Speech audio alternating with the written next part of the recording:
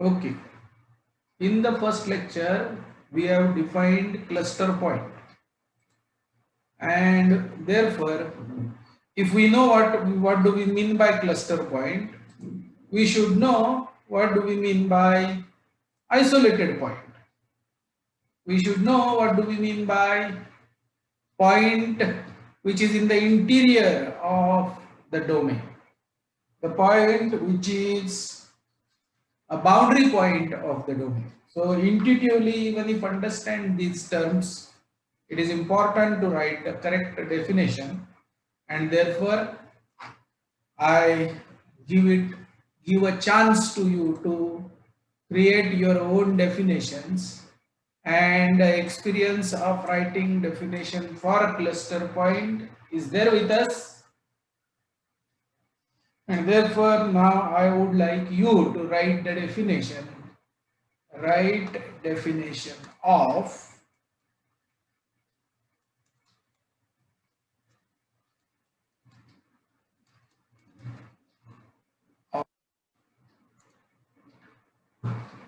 अनिश पाटील. अनिश पाटील पण आपला नाहीये. अरे 12वीच्या मुलांना काय वेळ लागले का? मल्हार दाते. मल्हार आपल्या वर्गात आहे, दाते आपल्या वर्गात आहे, पण मल्हार दाते आपल्या वर्गात नाहीये. बरोबर. 12वीत. Right definition of interior. 1. Interior point.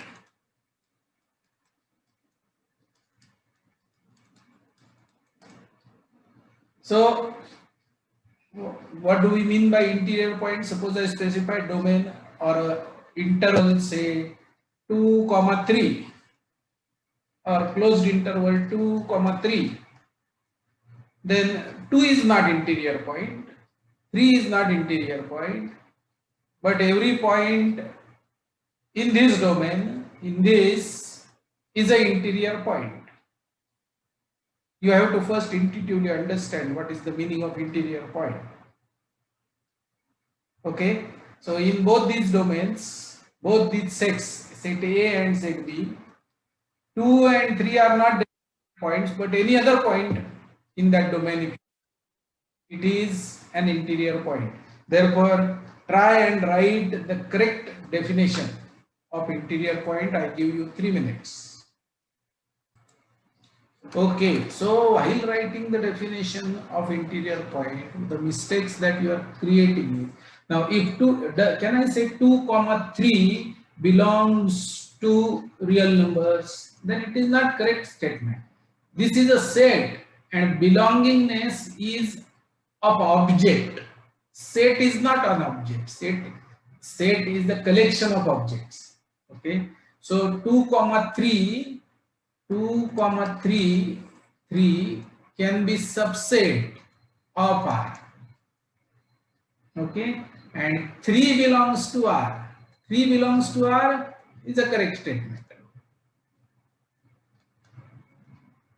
Correct.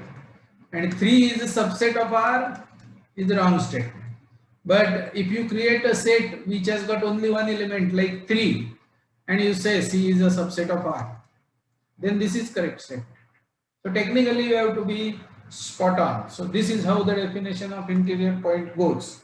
Let A be a subset of R.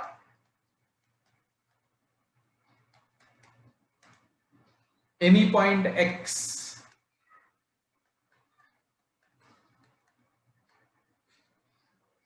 belonging to A is said to be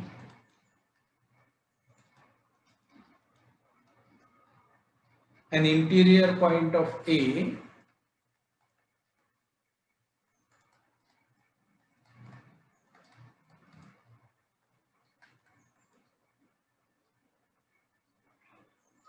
if for every delta greater than 0 we have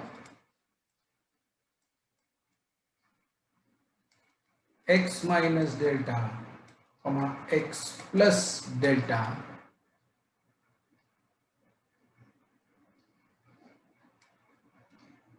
is a proper subset of A.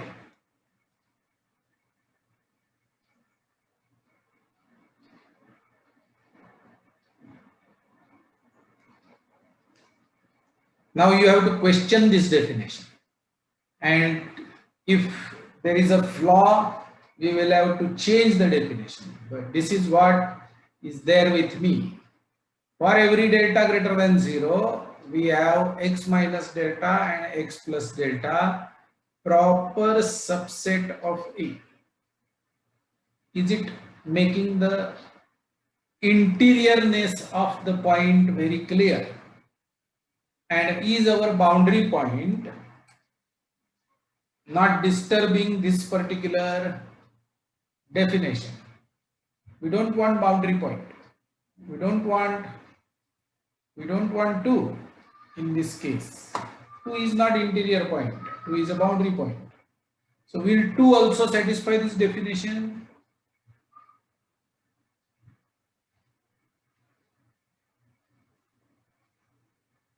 Sir ते for all डेल्टाच्या ऐवजी हे देर exist at least one delta असायला पाहिजे का?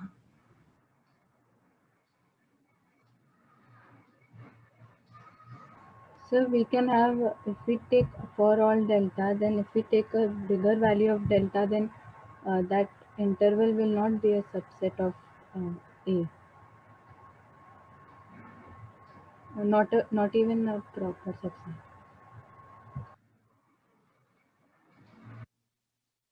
So like in this case, if we take the point as 2.5 and if we take delta as 1, then that interval is not a subset of A. Not proper subset of A. That is what you mean? It is a सबसेटच नाही आहे. subsetच नाहीये का? थांबा. Yes, sir. Shall I remove this for every and write for any positive delta? Will it make any difference? Sir तिथं देर exist टाकायचं.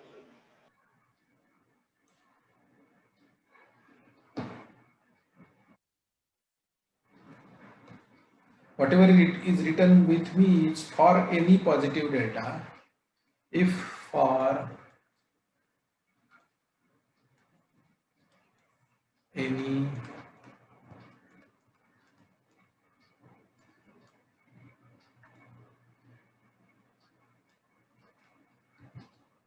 Sir म्हणजेच देर exist at least one delta ना. we have x minus delta to x plus delta proper subset of A. बघा बरोबर आहे का आता? For any positive delta, that means there exists delta, correct? Not for every, but there exists delta such that we have x minus delta to x plus delta is a proper subset of A.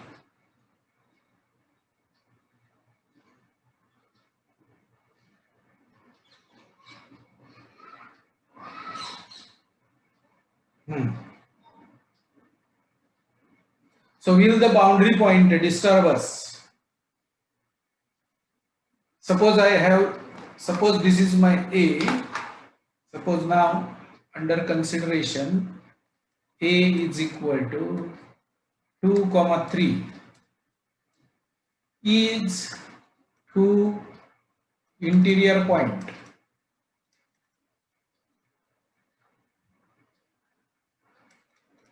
Tell me, is to interior point?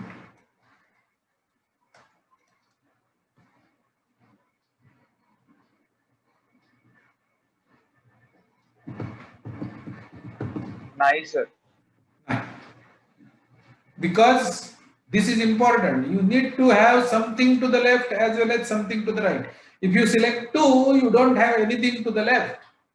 And therefore this set will not be subset. I mean, this is out of the consideration. Because suppose you have 1.8, 0.2, suppose your delta is 0.2, then 1.8 is not part of A, therefore you cannot consider 1.8. And therefore, for having this, you have to have the point under consideration not to the end point, but towards to the somewhere in the interior only. Then it does not matter. Even if it is 2.00000001, then it is also fine, because there are infinitely many points between 2 to 2.00001. Okay, so I think this definition is correct and it takes care of every interior point. Sir, Have you understood? Do you have any questions? Sir तो जो आपण जे लिहिलंय x minus delta comma x plus delta म्हणजेच delta neighbourhood of x ना. हो, बरोबर. Delta neighbourhood of x. Sir ते proper subset काय असेल पाहिजे? जर इक्वल असलं तर का नाही? प्रॉपर सबसेट और इक्वल असं का नाही? हा, तर आता प्रॉपर सबसेट किंवा साधा सबसेट जर असेल आणि साधा सबसेट जर असेल तर काय होईल? That is a good question. Let me think.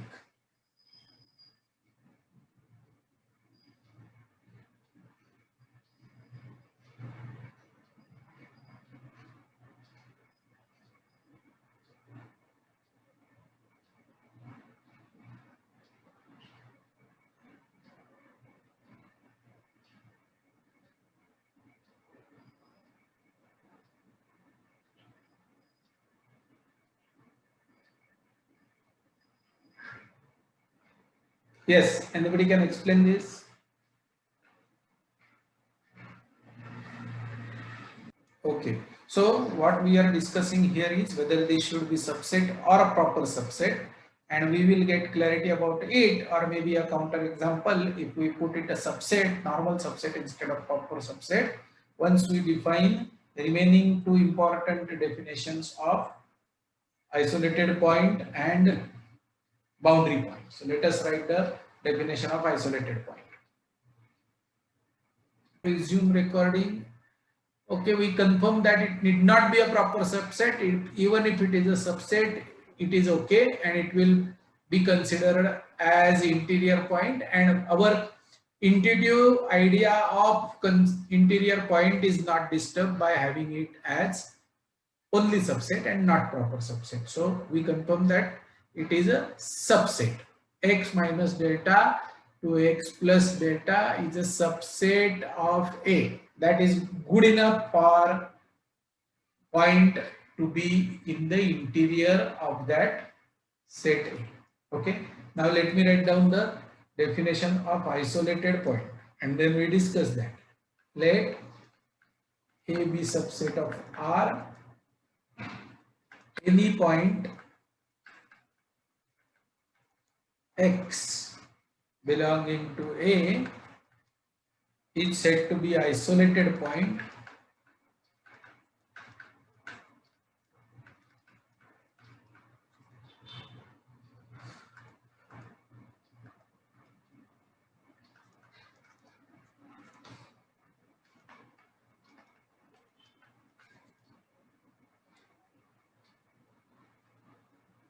is said to be isolated point if and only if. आता इथे there exists delta greater than 0 such that x minus delta to x plus delta intersection A has only one point, which is x.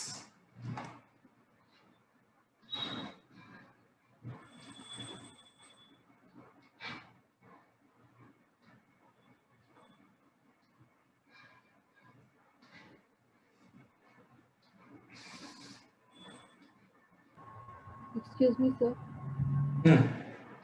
Sir, is it necessary that that point belongs to A?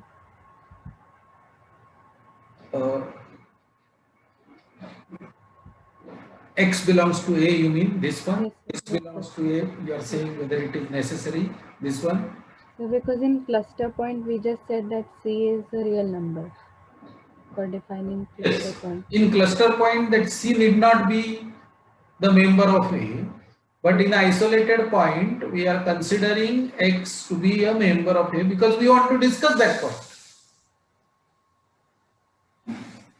We want to discuss the point itself. We want to find out what is somebody called isolated point. And then if we do not consider him in our domain, then there is no point in discussing that point.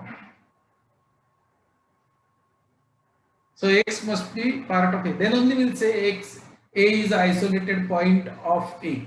Isolated point definition means X is isolated point of A if and only. That is what is this definition.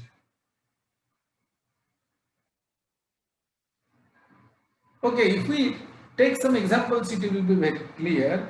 Now, is any point in the interval A comma B isolated point? Is any point in the interval A comma B isolated? No. Is any point in the interval A comma B an isolated point? No.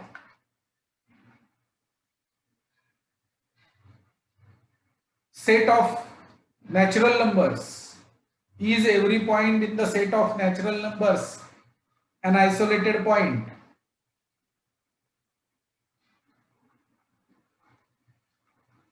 Bola. Yes. Every point in the set of natural numbers is isolated point. Yes or no? Yes, sir. Yes. Yes, sir. Yes. No point in rational number set is isolated. Bola. True or false? False. Of False, sir. rational number sets is an isolated point. False. False. Example. Sir, any rational number. Half. Is half isolated point in the set of rational numbers? No, sir. अरे शार्दूल काय झाली आपली definition देऊन if some point delta subset and आता ह्याचा तू जे काही लिहिलेस त्याचा अर्थ मी जे लिहिले त्याच्याशी आहे का but converse is not true मला लिहून व्हॉट्सअपवर पाठवा अरे असं हे नुसतं बघितल्या हो की नाही सांगता येत नाही विचार करायला लागतो म्हणून मी लगेच डेफिनेशन लिहून टाकलेली आहे आता ती डेफिनेशन आणि तुम्ही लिहिलेलं आपलं कम्पेअर करा पटलं तर ठीक आहे नाही तर मला विचारा बोलो प्रणव क्या हो गया is any point which is rational number in the set of rational numbers an isolated point Yes, sir.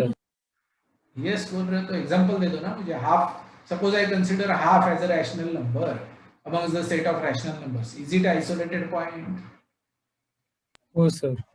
हाँ सांग what should which delta should I consider so that उसके आजू बाजू में कोई नहीं मिलेगा except what that number what delta should we consider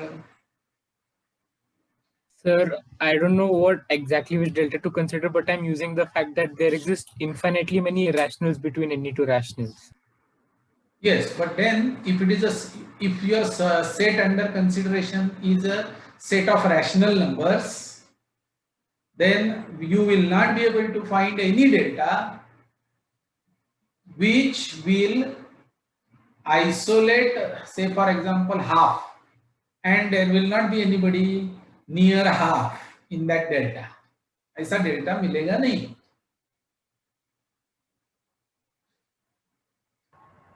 Yes, your sir. delta is say rational number or irrational number both half minus delta and half plus delta will have infinitely many rationals and irrationals in it doesn't matter what delta you are considering है ना therefore in the set of rational numbers no point is isolated point in the set of real numbers no point is isolated point but in the set of natural numbers they are discrete points jumping points and natural numbers when compared with real numbers natural number set is full of isolated points okay let me ask similar questions for interior point if x belongs to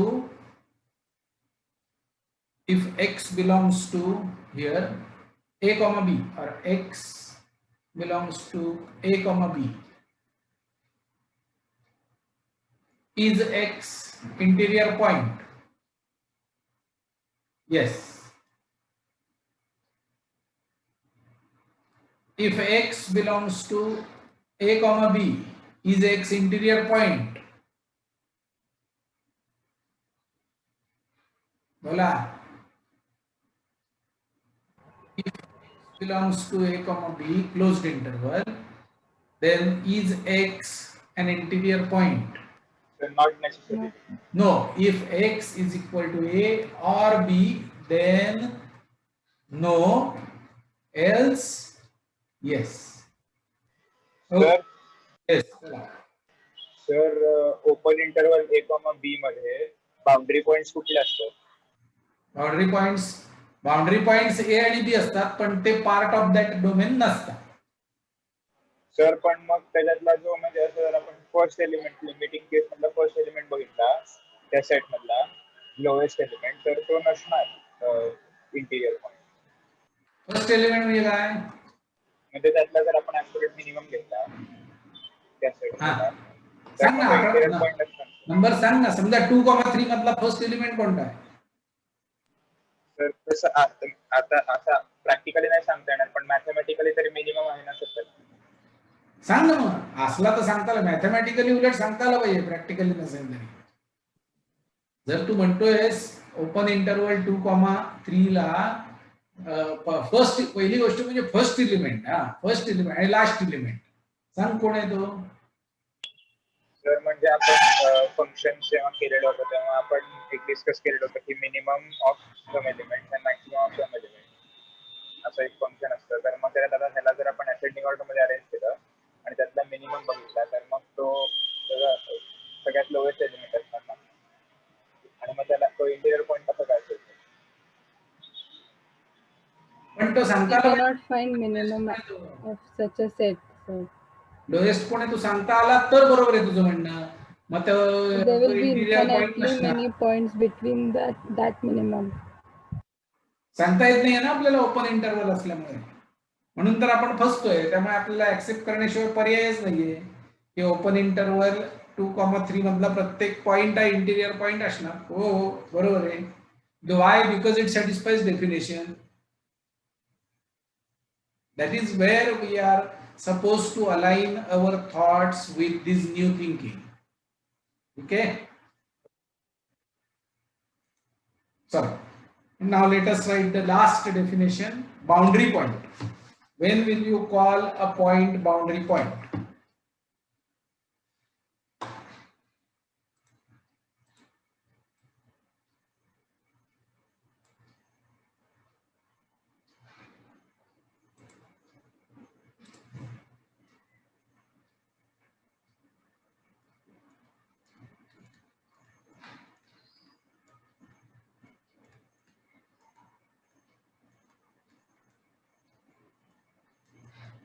या 2-3 मिनिटं देतो. Correctly. Very good. Let A be subset of R. Any point X not in A, not necessary in A.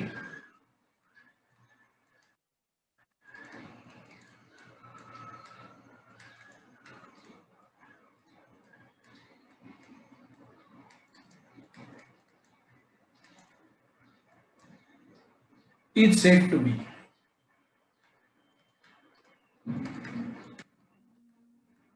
boundary point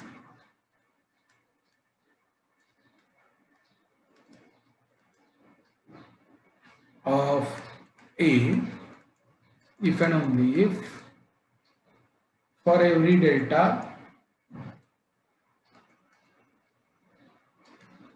greater than 0, x minus delta to x plus delta contain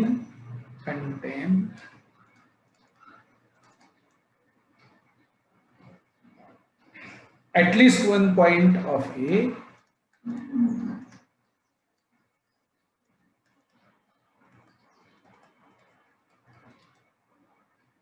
and at least one point that does not belong to A.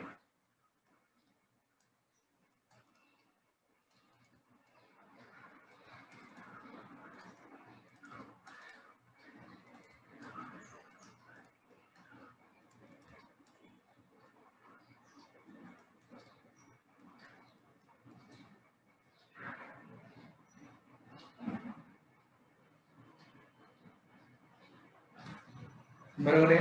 So questions A comma B, which are the Sir. boundary points? A and B are boundary points.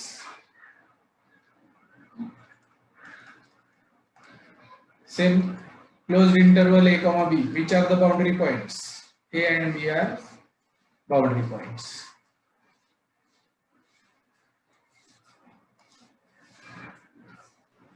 Sir बोला.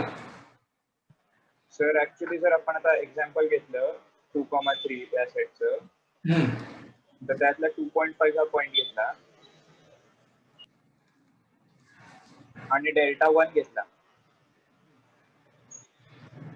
तर मग boundary पॉईंटची definition साठीच 1.5 to 3.5 झाले ना सगळे. काय झालं? Sir मग boundary पॉईंटची definition साठीच होती. कुठे होते? कुठे होते? तर at least one point is there which is not in A and at least सांग कोणता at least one point does not belong to A कोणता ह्याच्यामध्ये? हा A आहे तुझा आणि हा C X आहे आणि 0.5 डेल्टा आहे. हा 1 डेल्टा इज इक्वल टू 1 आहे. हा सर हे कोण at least one point does not belong to A कोणता आहे तो सांग मला. सर 1.7 तो A मध्ये आहे? A मध्ये नाहीये. अरे पण does not belong to A पाहिजे ना. हो सर, मग एक पॉइंट आहे that does not belong to A आणि एक पॉइंट आहे जो विच बिलॉंग्स टू ए. नाही all delta greater than 0 Oh, sir, we need it for every single delta. for all delta. we need it for every single delta. तू एक delta घेऊन नाही समाधान करून घेऊ शकत स्वतःच. याला महत्व आहे. हो sir. Okay. Every point in the set of natural numbers is a boundary point.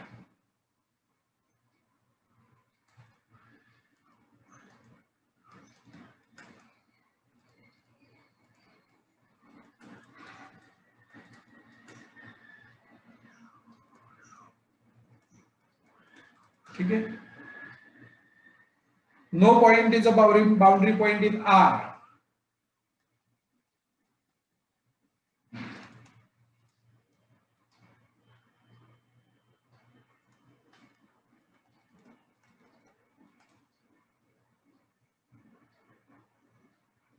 Every point on real number line.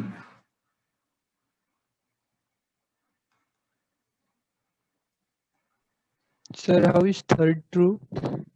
एक मिनट ना. Every point on real number line, both rational and irrational,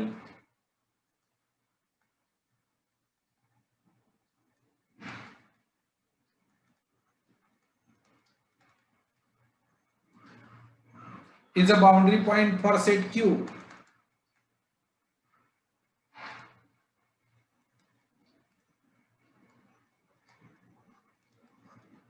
Now, this is also very important statement. Now, every point in the set of N is a boundary point.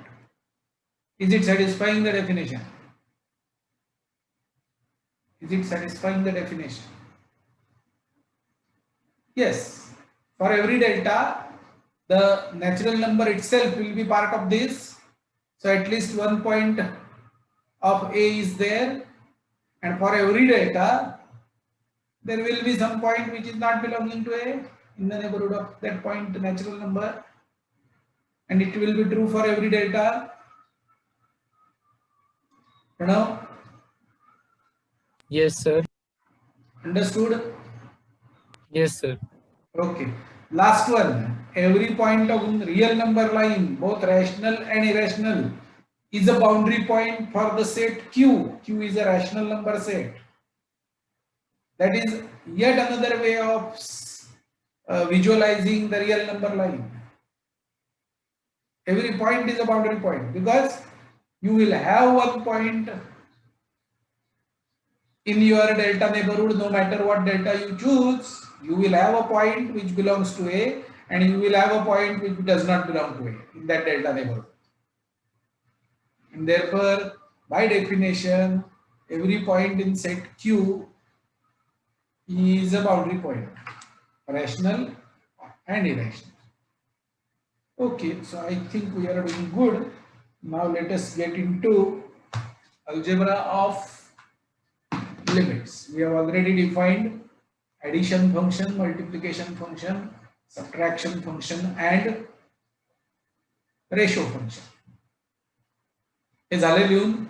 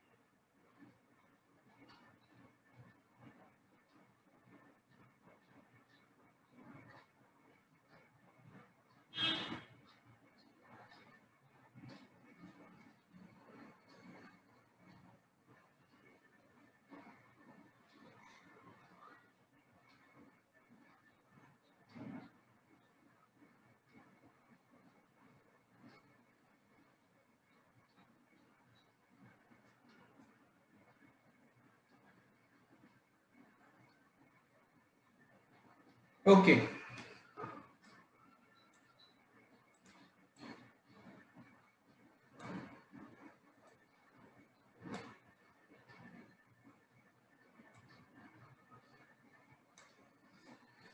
Theorem. This is algebra of limits now.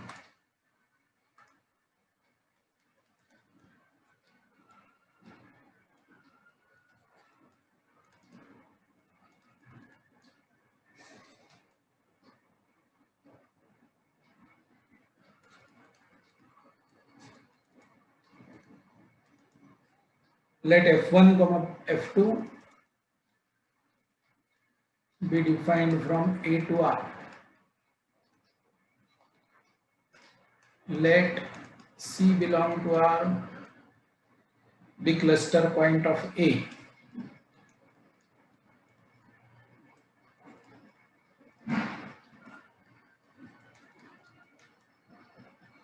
Let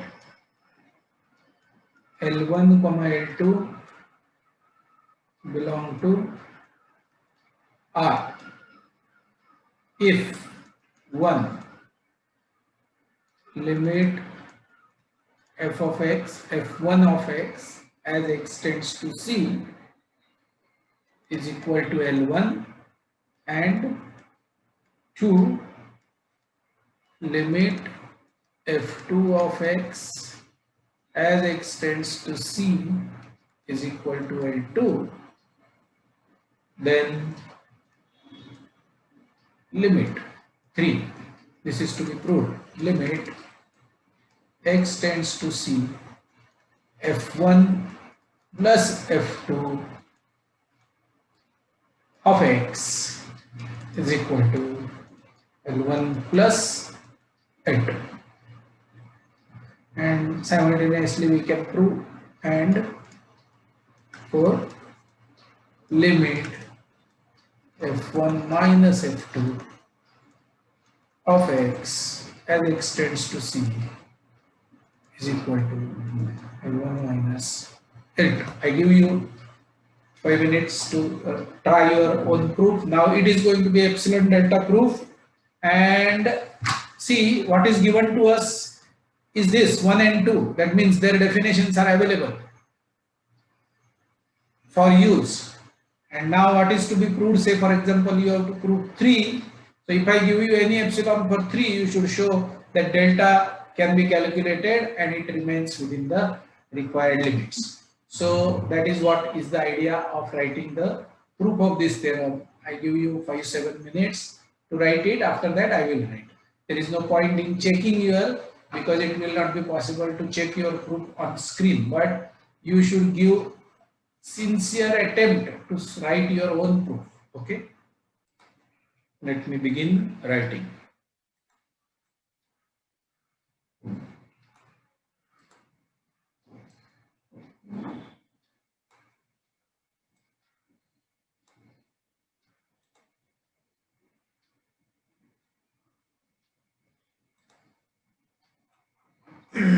Any proof begins with let epsilon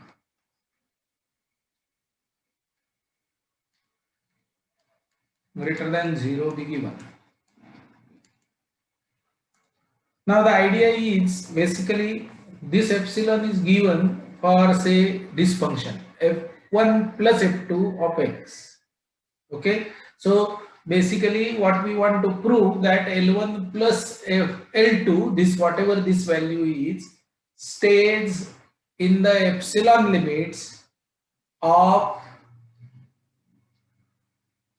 stays in the plus minus epsilon limits. I mean L1 plus L2 minus epsilon and L1 plus L2 plus epsilon. If we evaluate any x near C, then that value remains in the epsilon limit. That is what we want to show. So eventually what we want to show, if we want to satisfy the definition of limit for this statement number 3, what we need to consider is f1 plus f2 of x minus L1 plus L2 absolute value should be less than this epsilon. That is what eventually we have to get. Okay, so now let us start using the given conditions. Epsilon greater than 0 is given, so 1 implies, statement number 1 implies, what does it say? There exists some delta, there exists delta 1 greater than 0 such that for every x belonging to deleted delta 1 neighborhood of C intersection A, we have absolute value of f1 of x minus L1. Now here we will use epsilon by 2. Whatever is epsilon given to us, we will use half of that. Will we be able to find out delta 1 accordingly? Yes, because statement number 1 says for every epsilon there exists delta. For every epsilon there exists delta. So now if epsilon is epsilon by 2, where what is this epsilon? Which is given for proving statement number 3. So if the epsilon which is given for proving statement number 3, half of that is used, will we be able to find out delta 1? Yes, statement number 2 says you will get 1. Similarly, statement number 2 says there exists delta 2 greater than 0 such that for every x belonging to deleted delta 2 neighborhood of C, delta 2 neighborhood of C intersection A, we have f2 of x minus L2 less than epsilon by 2. So half is used here, half is used here. Now what do we do? Next step is choose delta is equal to minimum of delta 1 comma delta 2. Whatever is minimum is safe for us. Note delta is greater than 0. Let x belong in deleted delta neighborhood of C intersection A statement number 4 and statement number 5 both hold for this x. 4 and 5 are true for this x. So in the delta neighborhood of C intersection A, if we choose any x, then 4 is true and 5 is also true. Okay, so this is like statement number 6. Okay, now what we are supposed to show? We are supposed to show the limit number 3, and therefore we start consider absolute value of f1 plus f2 of x minus L1 plus L2. Sir 2.4 झाले. काय? 2.4 झाले एक question मध्ये आणि एक answer मध्ये. हा, थोडक्यात हा जरा आता तुम्ही बाजूला ठेवा, because we are not writing the proof of this. We will say that if addition work then subtraction also will work. त्यामुळे हा राहू द्या, सगळे मला चेंज करायला हवं. So f1 plus f2 of x minus L1 plus L2 is equal to absolute value of f1 of x plus f2 of x minus L1 minus L2, because this is by definition we have defined that f1 plus f2 of x is f1 of x plus f2 of x, which is equal to absolute value of f1 of x minus L1 plus f2 of x minus L2. Okay, so now the triangle inequality comes into the picture. Therefore, this is definitely going to be less than or equal to absolute value of f1 of x minus L1 plus absolute value of f2 of x minus L2. But how much is absolute value of f1 of x minus L1 by 4 is less than epsilon by 2, plus this fellow also is less than epsilon by 2, which is equal to epsilon. Hence, by definition,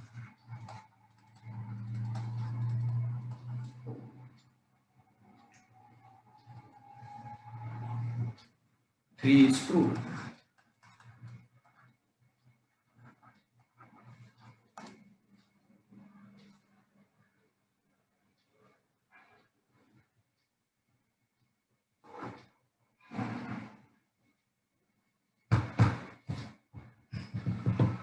बघा, अजून काय doubt असेल, difficulty असेल तर विचारा in this proof.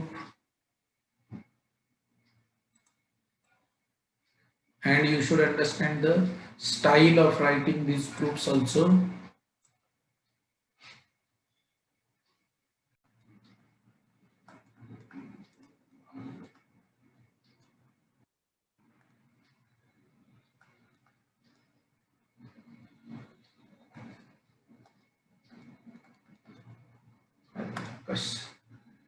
त्याला किती number देऊया वरती, जो काही असेल.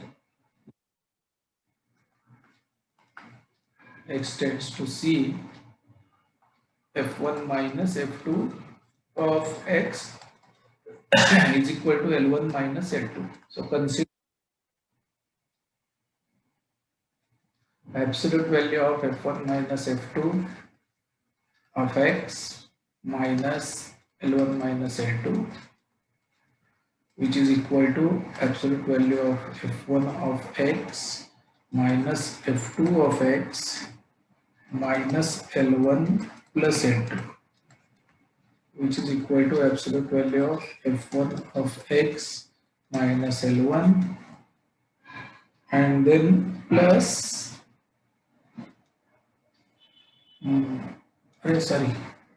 I'm not allowed to close that absolute value, plus L2 minus f2 of x. Okay, so this is going to be less than or equal to absolute value of f1 of x minus L1 plus absolute value of L2 minus f2 of x which is same as absolute value of x, f1 of x minus L1 plus absolute value of f2 of x minus L2, which is equal to epsilon by 2 plus epsilon by 2 is equal to epsilon, hence proof. Okay, so this is what is your subtraction theorem. Let me write down the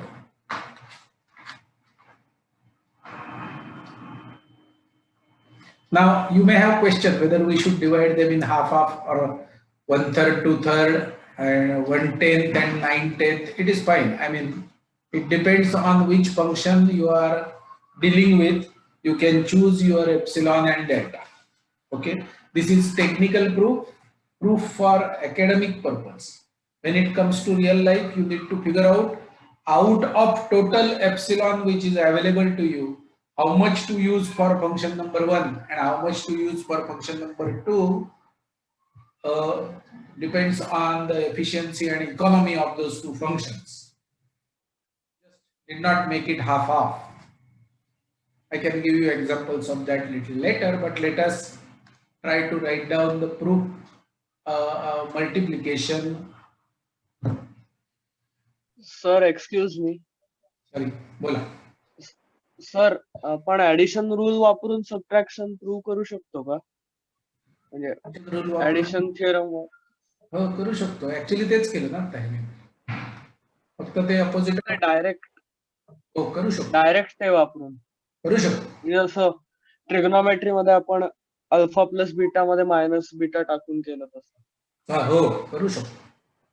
yes. opposite of f2 of x is equal to f3 of x असं पकडलं ते येणार नाही. Correct आहे. Now let me give you the theorem, product theorem. Let same f1 comma f2 belong to a to r. From A to R, let C belong to R, be cluster point of A. Let L1 comma L2 belong to R. If 1 limit x tends to C, f1 of x equal to L1, 2 limit x tends to C, f2 of x equal to L2, then 3 limit x tends to C, f1 into f2 of x is equal to L1 into L2. I wait for 10 minutes because this is involved, and then I write a proof of that. Now, writing the proof of this product theorem is not going to be as simple as that of addition theorem, because when you consider f1 into f2 of x minus L1 into L2, you will not be easily able to separate them looking like this, so that we can use 1 and 2 directly. There will be some coefficients which will be troubling you, and therefore we have to do some estimation for this proof to go through. Eventually, intuitively, this is going to be correct, because if it is a product of two functions, then the limit also must be product of their limits. I mean, it is correct. It is going to be correct eventually. But then technically, if we want to write the proof correctly, then we need to choose those epsilon deltas in such a way that we eventually get f1 dot f2 of x minus L1 dot L2 less than epsilon, right? So directly we will not be able to do this unless we have a small lemma for proving this result. So let us discuss that lemma first and come back to this theorem.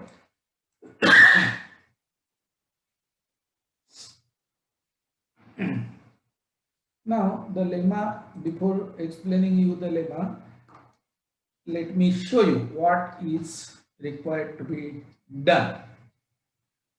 Suppose I have some function and you are considering this value of c.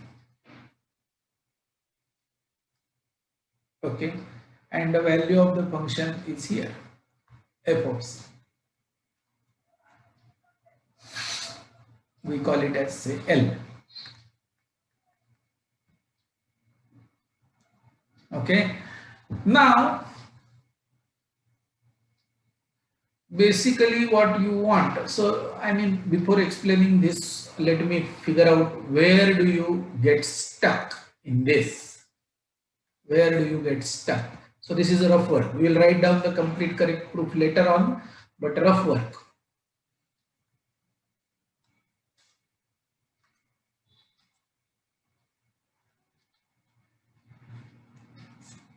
We want to show absolute value of f1 of x into f2 of x minus L1 into L2 less than epsilon.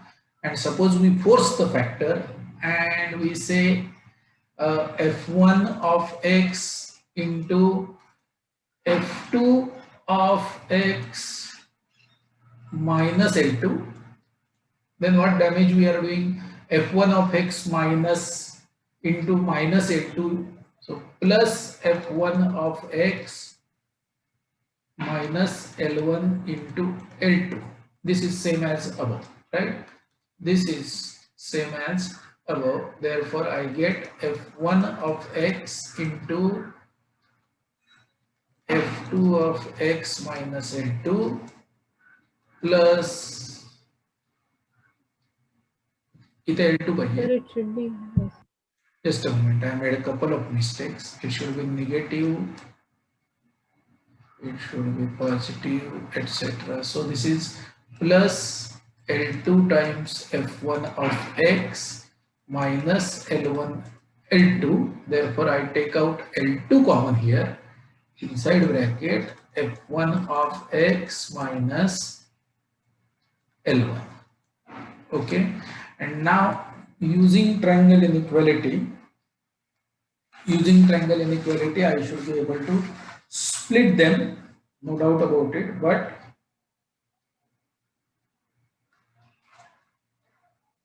this should be less than or equal to absolute value of f1 of x into f2 of x minus L2 plus absolute value of L2 into f1 of x minus L1. Now this is equal to absolute value of f1 of x into absolute value of f2 of x minus L2 plus absolute value of L2 into absolute value of f1 of x L1. So this is not a problem. Suppose this quantity, if we consider say epsilon by 2 mod L2. L2 is a real number. So if I consider for this f1, that means statement number 1, if I consider epsilon is equal to epsilon by 2 mod L2, then eventually I will substitute that value here and mod L2 will get cancelled and I will get epsilon by 2 for this limit. However, this is problematic. Why? Because multiplier is f1 of x. Absolute value of f1 of x is a multiplier. And therefore, we have to replace this absolute value of f1 of x must be replaced by some bigger number. Then only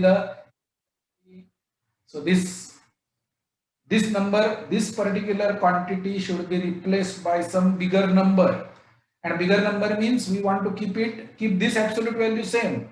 We want to find out a number which is bigger than absolute value of f1 of x. That is the target. To find larger number n, or maybe n greater than absolute value of f1 of x. If we get number like this, and it is going to be positive number because this is positive, so positive number n if we could get, which is greater than f1 of x, and you are confident about it that it will be always greater, then you can replace this by that number and adjust your epsilon accordingly, and the proof will run through. Okay, so do you understand this? You need a number, and in the problems that we have solved, we consider delta is equal to 1 and we found out this number, something like that.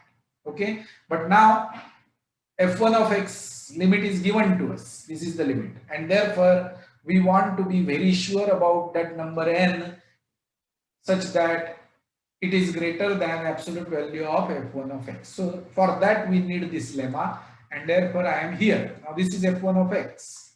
This is f1 of x, for example, and limit says as you go near c, you go near L1.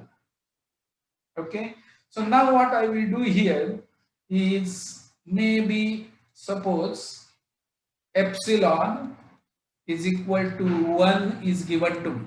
Epsilon is equal to 1 in this case. Then what will happen? Now one thing that we should do here is, instead of considering this function as f1 of x, we should consider this function as mod f1 of x, and therefore this value will be mod L1, because if this graph is to the other side, if the graph is somewhere like this, then the greaterness and the smallerness will be difficult to imagine if it is f of x per se, because if it is towards the negative side of y-axis, then numerically you cannot compare who is greater and who is smaller. But if we consider this value to be positive, this value to be positive, even if f1 of x and f2 of f1 of x and L1 are negative values, for the purpose of finding out value of n which is positive greater than absolute value of f1 of x, no matter how this f1 of x is, we consider the graph of absolute value of f1 of x. So we reflect it and make it positive, and therefore this value also, if it is positive, anyway it is positive. If it was negative, we have made it positive. Okay, so we are definitely above y-axis now as far as mod L1 is concerned. So if I take epsilon is equal to 1, that is, suppose if I take epsilon is equal to 1, so this is mod L1. So 1 is somewhere here. So for epsilon is equal to 1, can you find out delta? This is going to be delta. So if you take any value, there will be, if epsilon is 1, there will be some other point other side also. Okay, so you get this. So if this is bigger than this delta, so if I choose this delta, then all these points in the delta neighborhood of C will be in the limits, will be in the epsilon neighborhood of L1, will be in the epsilon neighborhood of L1. That is what is guaranteed, and therefore this is what I want to, convert it into a lemma. So basically f1 mod f1 of x, I want to prove that it is definitely going to be lesser than mod L1 plus 1. This is what I want to prove, and if I prove this, that means I have got a number which is positive, definitely bigger than this. I can replace it in my proof and get through the product theorem of limits. Okay, so this I have to formalize, therefore lemma.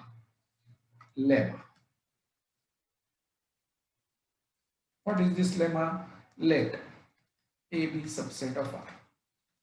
Let F be defined from A to R. Let C be cluster point of A. Let L belong to R.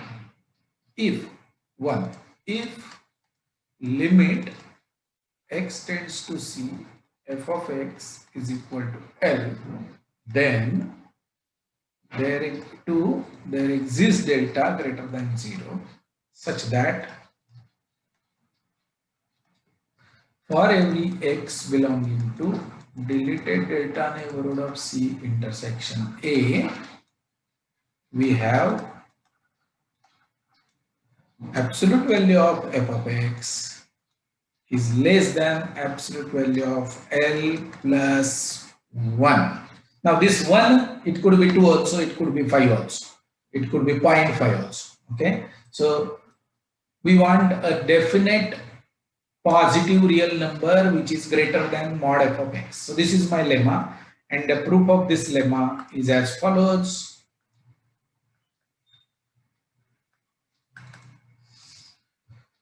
Choose epsilon is equal to 1.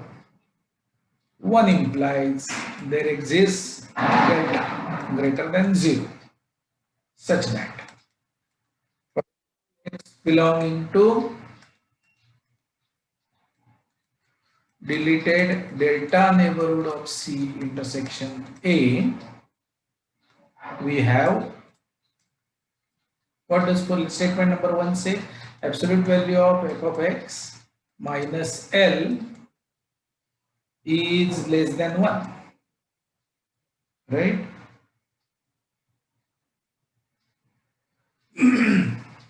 So for that x, let x belong to deleted delta neighborhood of C intersection A, and consider mod f of x, which is equal to mod f of x minus L plus L, which is definitely mod f of x minus L plus mod L, and mod f of x minus L is less than 1, therefore this is less than, this is triangle inequality, so less than or equal to, and this is strictly less than 1 plus mod n. Okay, and that is what result we wanted to prove, hence 3.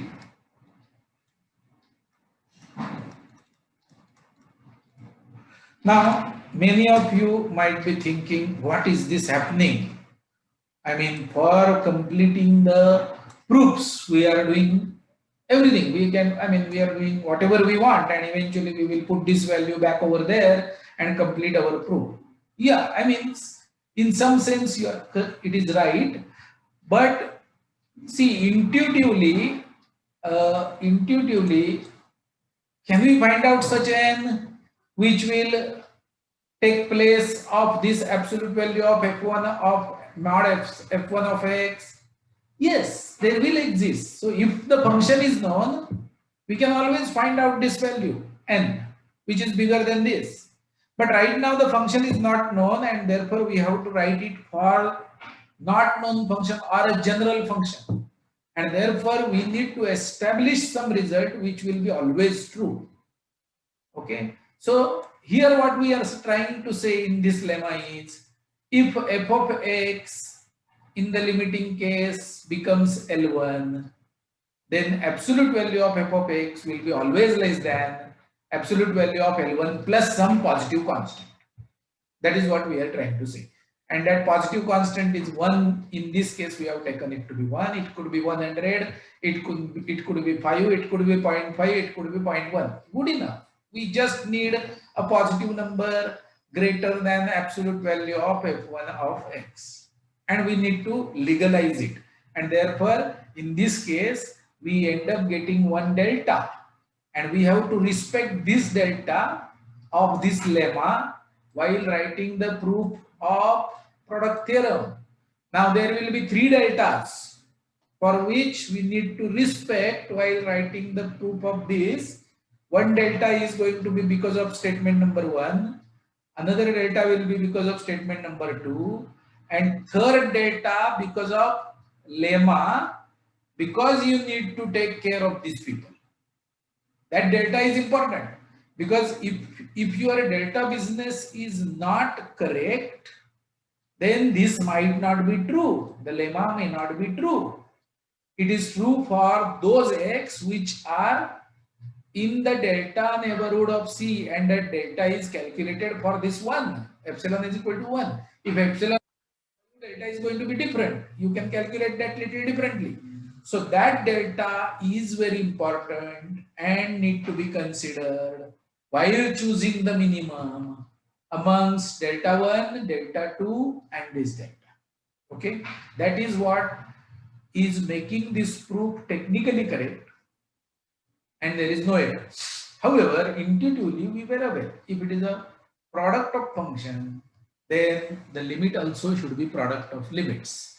Intuitively it is absolutely correct. So these are all the efforts which we are putting in right now are to make the technically correct proof. That is the purpose. We should not have any error in our proof, and that is why we are doing this. So is there any doubt in this lemma that we have proved? Otherwise I will write down the proof of product theorem.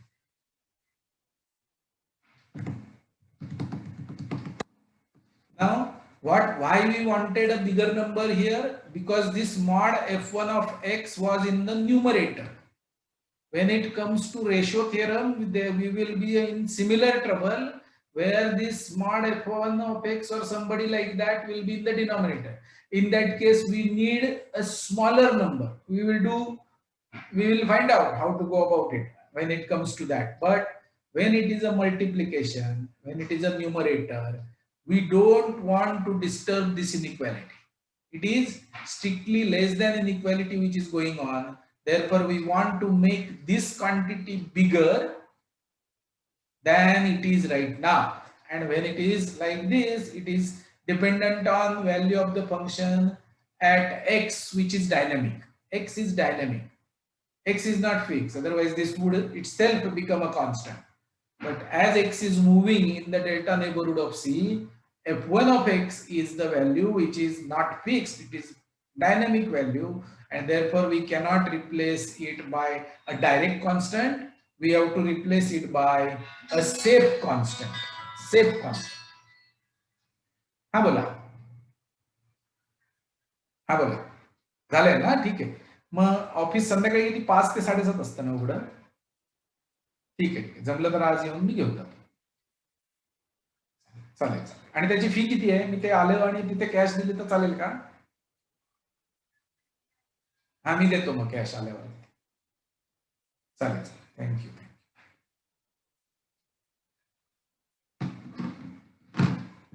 So is there any doubt in the lemma? Otherwise, let me complete this proof. Maybe I will use this working only for writing the proof. It is my rough work.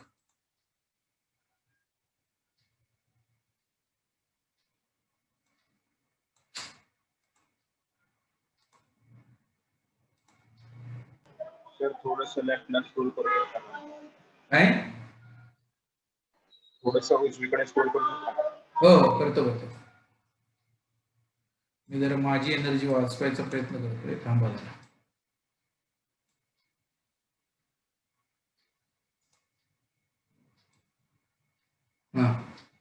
लेमाचं proof लिहून घ्या. Proof of product.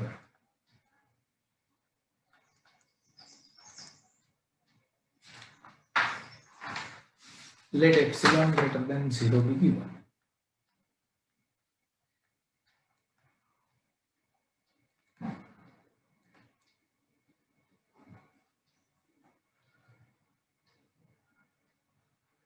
One implies, say, there exists delta 1 greater than 0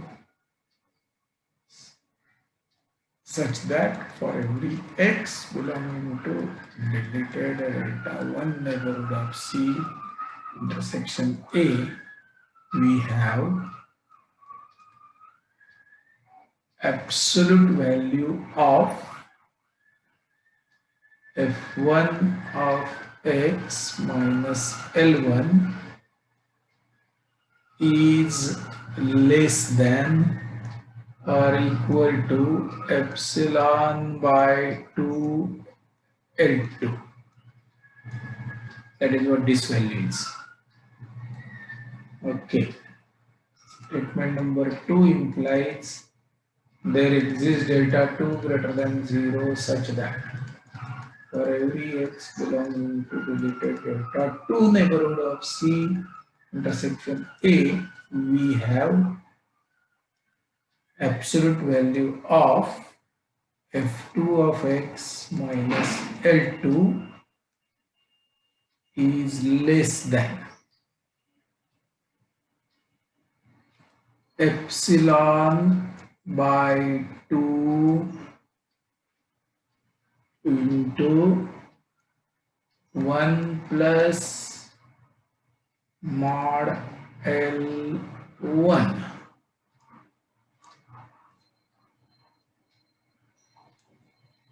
Okay.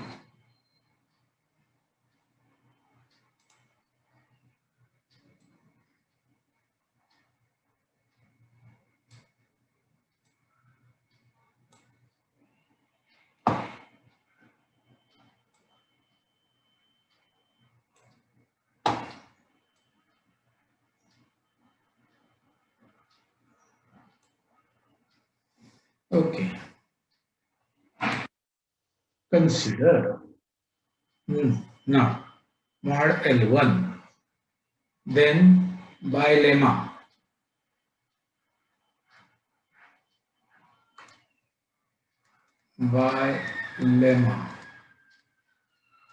there exists delta 3 greater than 0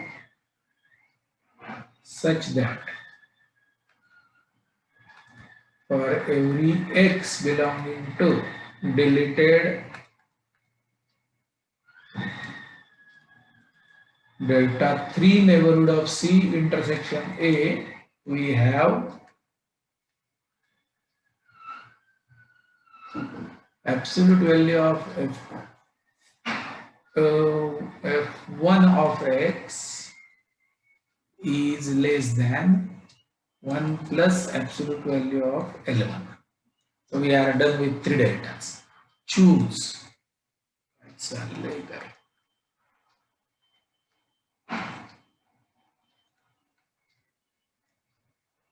Delta is equal to minimum of delta 1, delta 2, delta 3. Okay.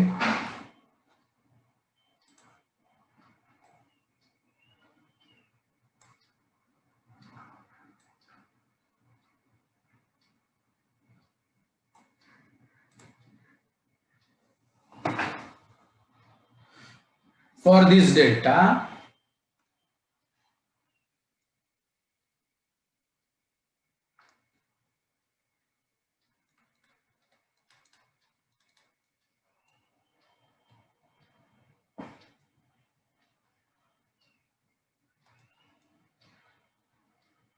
every x belonging to deleted delta neighborhood of C intersection A will hold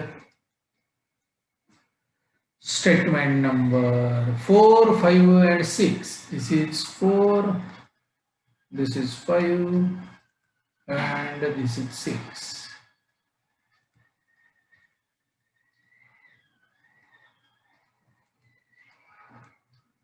Consider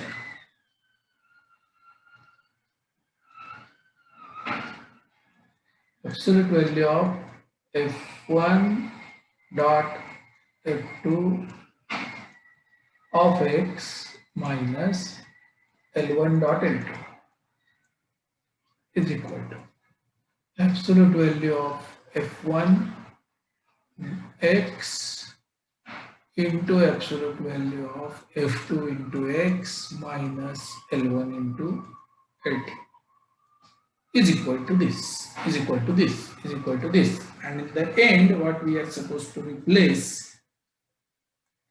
is, I mean, it is very bad way of writing the proof. You need to write it very cleanly, but I'm just finishing my job. So up to this point I have reached.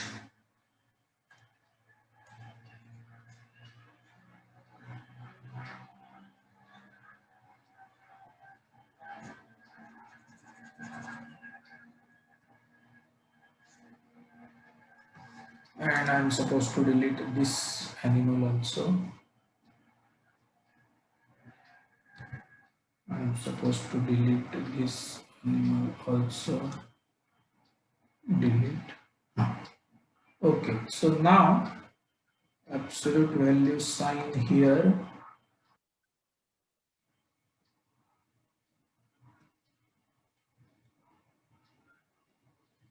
is equal to absolute value of f1 of x into absolute value of f2 of x minus L2 plus absolute value of L2 to absolute value of f1 of x minus L1 is strictly less than. Now putting these values from above is strictly less than 2 into 1 plus mod L1, that is the value I am putting for absolute value of f1 of x. Value for f2 of x minus L2 is epsilon by 2 inside bracket 1 plus absolute value of L1 plus mod L2 into this, what is this, by 4 epsilon upon 2 mod L2. This is equal to epsilon by 2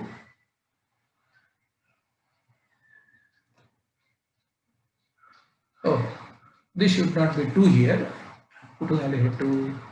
This is only 1 plus this. Okay, so epsilon by 2 plus epsilon by 2 is equal to epsilon. So we started with this limit and we got it less than epsilon. Proof.